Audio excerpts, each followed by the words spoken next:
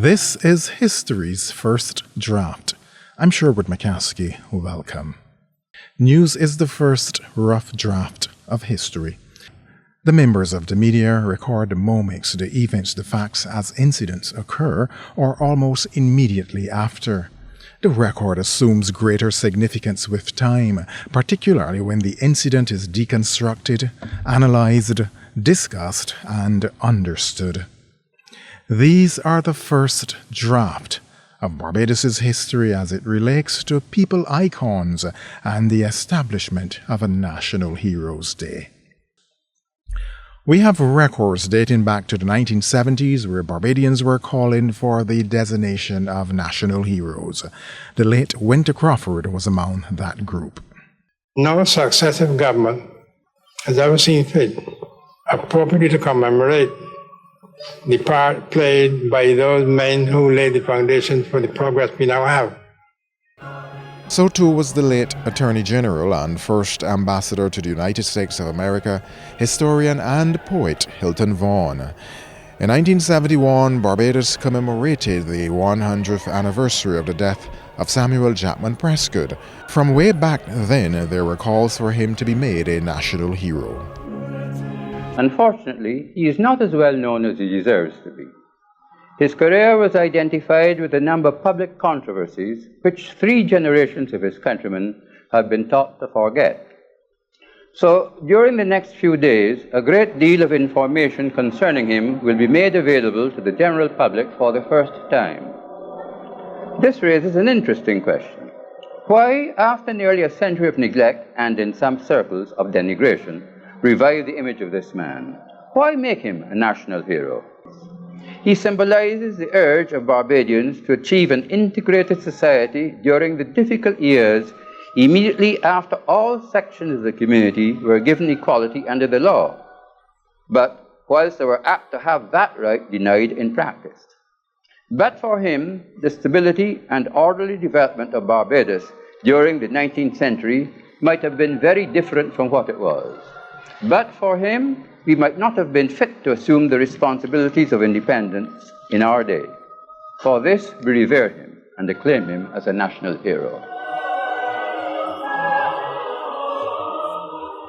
From as early as 1953, history master of the Lodge School, the late Sir Alexander Hoyas, was forceful in his advancements of a similar cause. Writing in his book, Our Common Heritage, he noted, and I quote, "Samuel Chapman Prescott lies buried in a neglected corner of the St. Mary's churchyard, the grave which should be a shrine for all Barbadians who cherish freedom and justice is overgrown with weeds, and the iron rails that enclose it seem to wear the rust of ages. The words on the little stone monument at its head can only be read by those who go down on their knees and peer closely at the letters. In short, there is nothing to show that the present generation gives any thought to the man who in his day was acclaimed by all classes as the savior of his country. Yet Prescott's greatness rises triumphantly over the silence and shame of his neglected tomb." End of quote. Generally speaking, it was felt that the celebration of National Heroes Day would correct a wrong which existed for many years, and so fill a vacuum in the lives of all Barbadians by finally, as a nation, paying tribute to those men and women who built Barbados. And finally, the people's plea was heeded. Sunday, October the 19th, 1997, while many Barbadians were participating in weekly worship, then Prime Minister the Right Honourable Owen Arthur was announcing the establishment of a National Heroes Day. The National Heroes Day in Barbados will be celebrated for the first time on the 28th of April 1998. Those who had contributed greatly in many areas of societal endeavors and whose efforts have served to inspire many individuals to seek higher levels of achievement would now be recognized. In April 1998, the Order of National Heroes Act was passed in Barbados. The Act states, in part, that such person should be born in Barbados, or who at the time of his or her death should be a citizen of this country, and who render to Barbados service of the most distinguished nature. Once person meets these criteria, they would be eligible for appointment to the Order of National Hero. End of quote.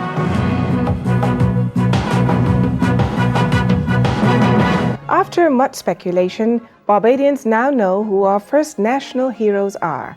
At today's sitting of the House, the Attorney General David Simmons put all the guessing to an end when he made the announcement. Tim Slinger was there. He described them as men and women who, by their illustrious deeds, brought everlasting pride, dignity, respect, and glory to Barbados. Out of the 10 named, 2 still alive: cricketing legend Sir Garfield Sobers and retired trade unionist Sir Frank Walcott.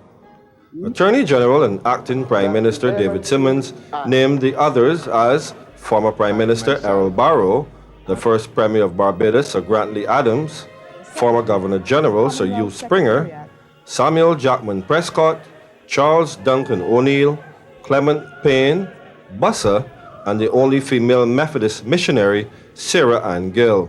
There has already been reaction to the naming of these national heroes. General Secretary of the Barbados Workers' Union, Senator Leroy Trotman, is full of praise for those selected. The Executive Council of the Barbados Workers' Union, and I'm sure the entire membership of our organization, and indeed of all organized workers throughout Barbados, they're all very pleased that Sir Frank Walcott, now that he's still alive, is able to receive this highest Barbadian honor and to become one of the 10 national heroes named by the government today.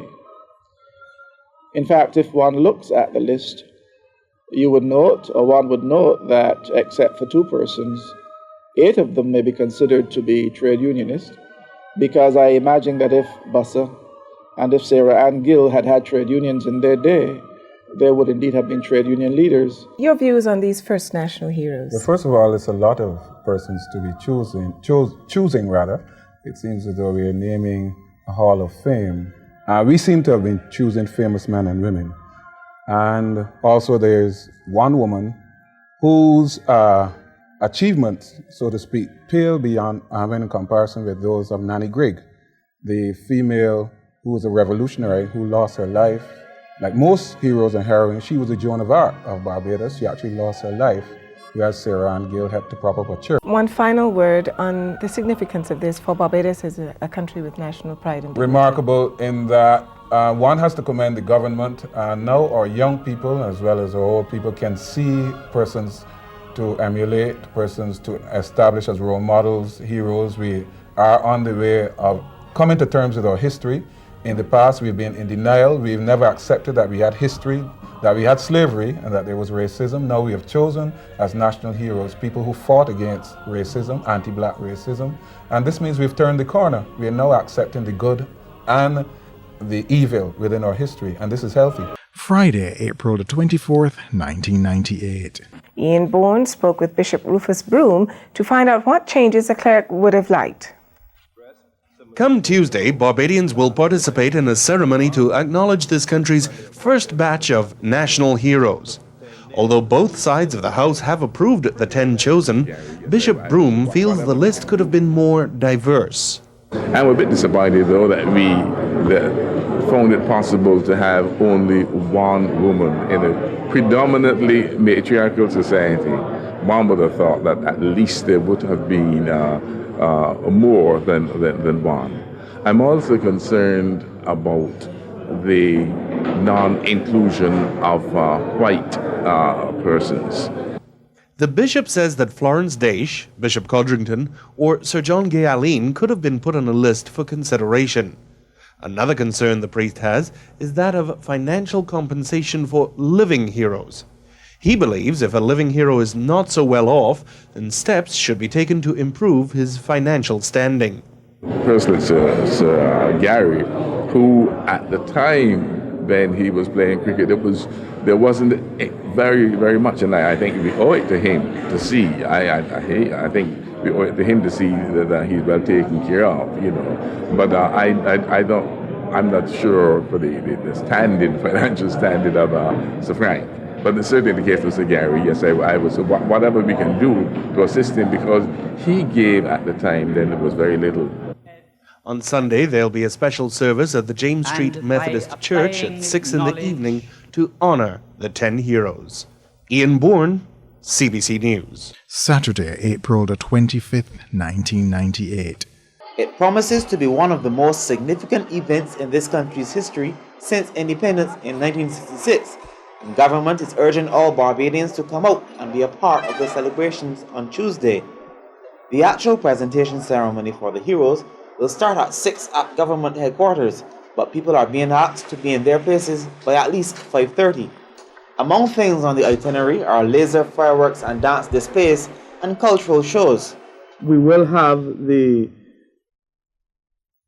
number of 650 uniformed persons who will be parading from the garrison down, and they will be accompanied by marching bands, and equally 500 school children who will be coming from YMPC grounds across, and they too will be accompanied by marching bands.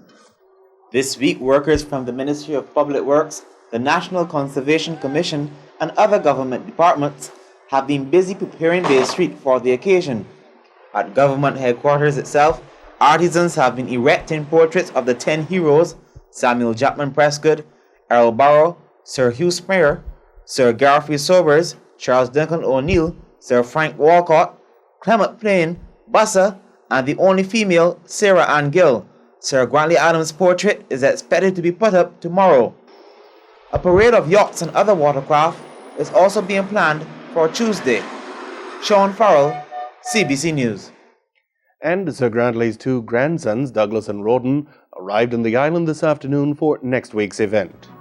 Monday, April the 27th, 1998. The country stands poised tonight on the eve of one of its most significant historic events, the first observance of National Heroes Day. The occasion is being marked by a public holiday and an elaborate ceremony for thousands of average Barbadians and dignitaries. Already, the naming of the 10 heroes has generated as much controversy as pride among Barbadians, with the major contention being the noticeable omission of any whites from the list. However, the stage for tomorrow's momentous activities appears to be well set, as Tim Slinger reports. For the past several days, workmen have been busy preparing Bay Street for this momentous occasion. The highlight of the National Heroes Day celebration will be the unveiling of a life-size statue of Sir Grantley Adams, one of the 10 heroes who would have celebrated his 100th birthday tomorrow. Authorities have not disclosed the sum of money spent preparing for tomorrow's celebrations, but it's estimated it could run into hundreds of thousands of dollars. Huge portraits of the heroes have been erected on the Bay Street government buildings in front of the courtyard, where the celebrations are expected to take place. Two of the heroes to be officially honored are still alive: cricketing legend Sir Garfield Sobers and retired trade unionist Sir Frank Walcott. The others are former Prime Minister and the first Premier of Barbados, Errol Barrow, former Governor General Sir Hugh Springer, educator and first black parliamentarian Samuel Jackman Prescott, a champion of the downtrodden Charles Duncan O'Neill, political activist Clement Payne, Bussa, the revolutionary slave, and Sarah Ann Gill, a Methodist missionary. Besides the honoring of the 10 heroes, tomorrow's historic events will also feature a speech by Prime Minister Owen Arthur, a fireworks display, and an evening of entertainment featuring some of the island's top artists. Aptly described in Parliament recently, it will be a grand occasion for the 10 whose illustrious deeds brought everlasting pride, dignity, respect, and glory to Barbadians. Barbadians are being warned about following biased historians who detract from or falsify the contributions of our founding fathers. The warning is coming from Anglican clergyman the Reverend William Dixon in a sermon to commemorate the 100th anniversary of Sir Grantley Adams. Vera Walcott was at the St. Joseph Parish Church. Reverend Dixon was speaking ahead of tomorrow's Heroes Day and the ongoing debate as to who should and should not be included in the list of national heroes. The Anglican priest described the contribution of Sir Grantley Adams as similar to that of the biblical patriarch Moses. It is ludicrous to attribute nationhood to one individual. We must place in proper perspective the witness and work of our noble sons and daughters.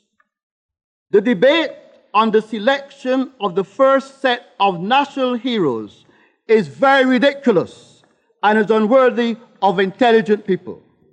In a glowing tribute to Sir Grantley, who represented the parish of St. Joseph for a total of 28 years, Reverend Dixon, in what could be described as a hard-hitting sermon, quoted from historians who wrote about the life and work of Sir Grantley. He highlighted his contribution to the labor movement and the cause of the downtrodden.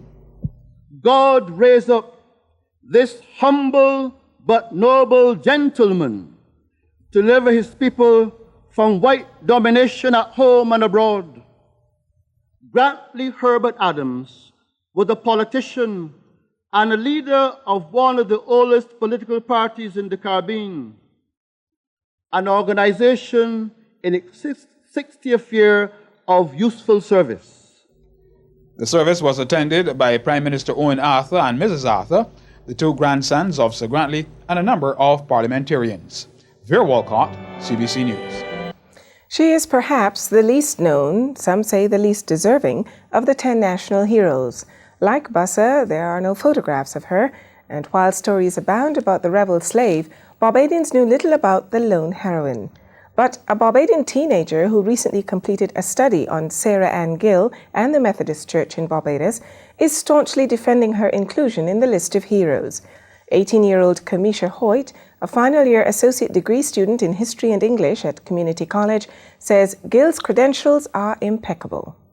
We believe that Sarah Ann Gill does deserve the status of being called a national hero of Barbados, mainly because of the persecution that she faced as a woman in the 1800s. I mean, it isn't something that she had to do. If it was something that Sarah Ann Gill had to do, then maybe we could question her being a national heroine. And then also we have to look at the problems, the trials and tribulations she faced, like persecution, threats to her own personal safety. She had a family, a small son to look after. And I mean, if I had a small son and a family to look after, I would have backed down. I would not have faced the challenge. And she faced the challenge. She rallied the Methodist flock around her.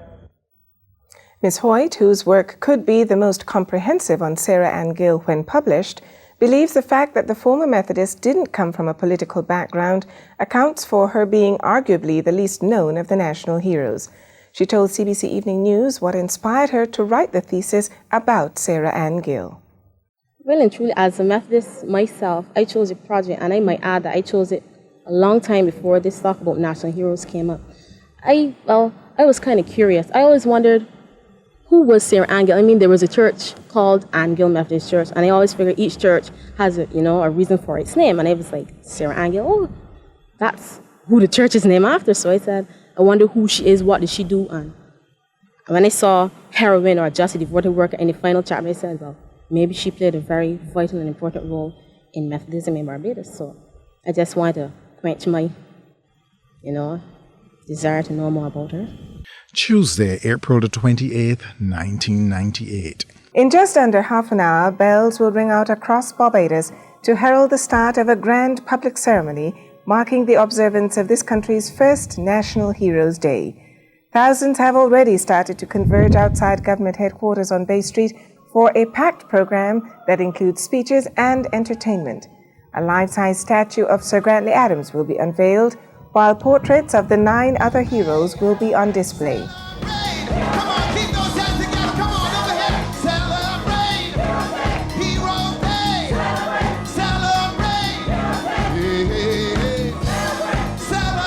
It was a major celebration that included participation from leaders of Barbadian society, school children, entertainers, and the National Heroes Mass Choir. Citations of the chosen 10 were read. Bussa's name survives as the burning symbol of slave resistance and all who struggled with him.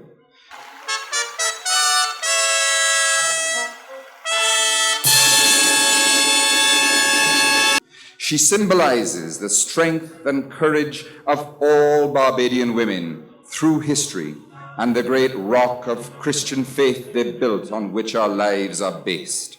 Sarah Ann Gill, a national heroine of Barbados.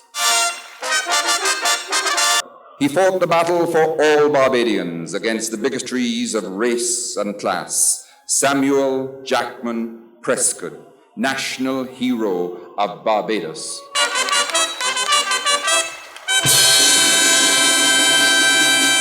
But in the words of Hoyas, he had the burden of the whole island on his back, the sweat of the laboring people on his brow, and the gleam of the eagle in his eye. Charles Duncan O'Neill, national hero of Barbados.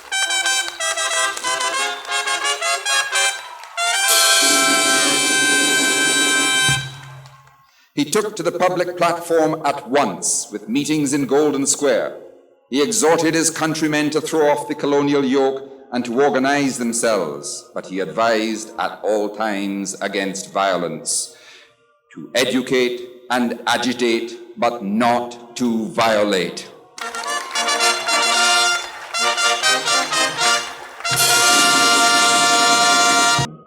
He was appointed our third native Governor-General almost by public acclamation and provided a sense of safe harbor in troubled times. Sir Hugh Worrell Springer, a builder of Barbados, a brilliant light and a national hero.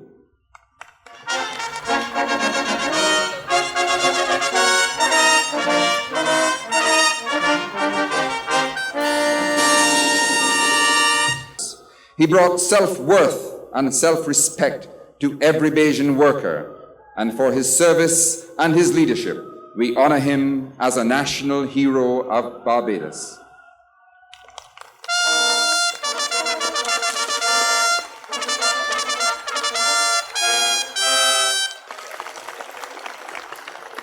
Gary has given outstanding service to Barbados. His great leadership, highest excellence, and outstanding achievement has redounded to the honor of Barbados, and his heroic exploits have contributed to the empowerment and progress of all Barbadians. Sir Garfield Sobers, a living treasure of Barbados and a national hero. Errol Walton Barrow, national hero of Barbados.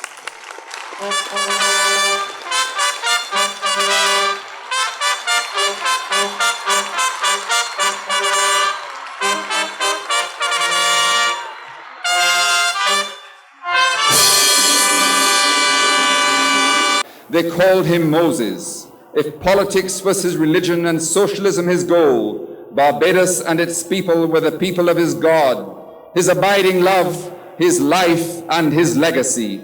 Sir Grantley Adams, father of our democracy, the very model of a hero and national hero of Barbados.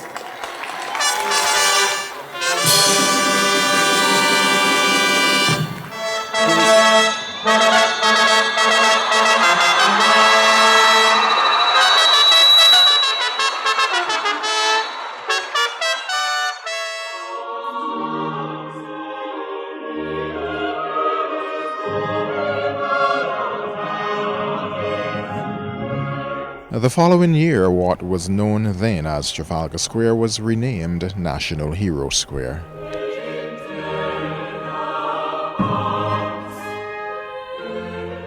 The Right Excellent Sir Frank Walcott passed away in February 1999.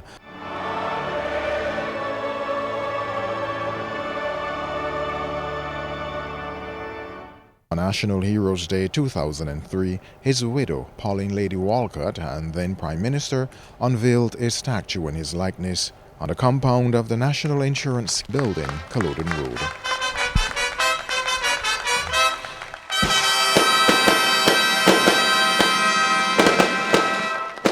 One year earlier, that honor was shared with the Right Excellent Sir Garfield Sobers on what was known then as Garfield Sobers Roundabout.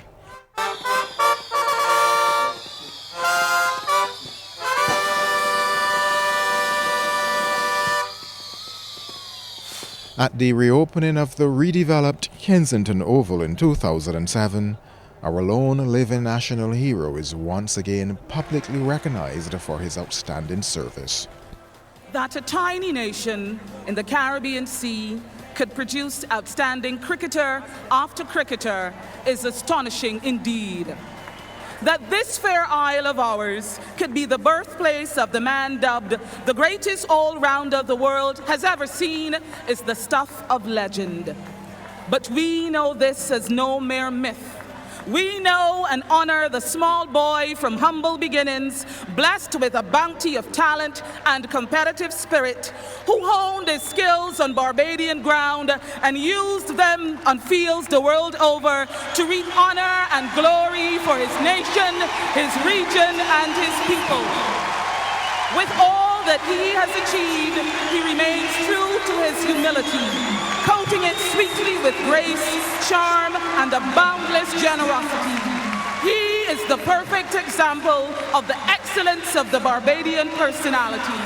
Ladies and gentlemen, the right excellence of Garfield Sobers, national hero of Barbados and the greatest cricketer the world has ever seen.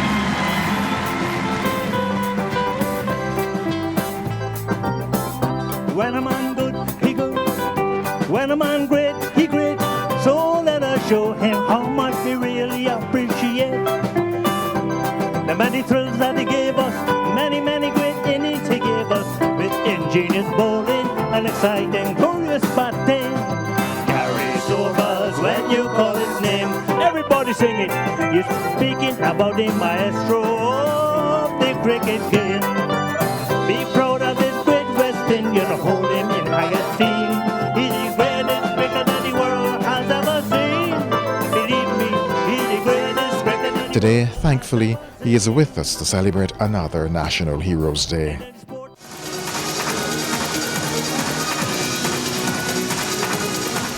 January 2007. Independence Square is abuzz with many activities.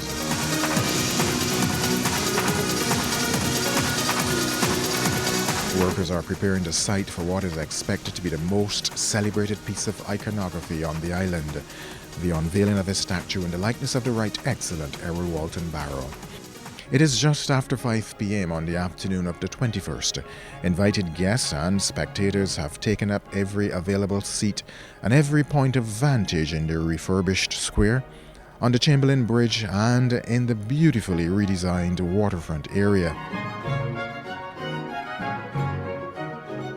And so, as the setting sun in the west reminded all of the inevitability of death, comfort was found in knowing that in the defining moment in history witnessed by thousands, the father of independence was about to be accorded an appropriate and fitting memorial in Independence Square, looking towards the revered Parliament where his policies were formally debated before being enacted.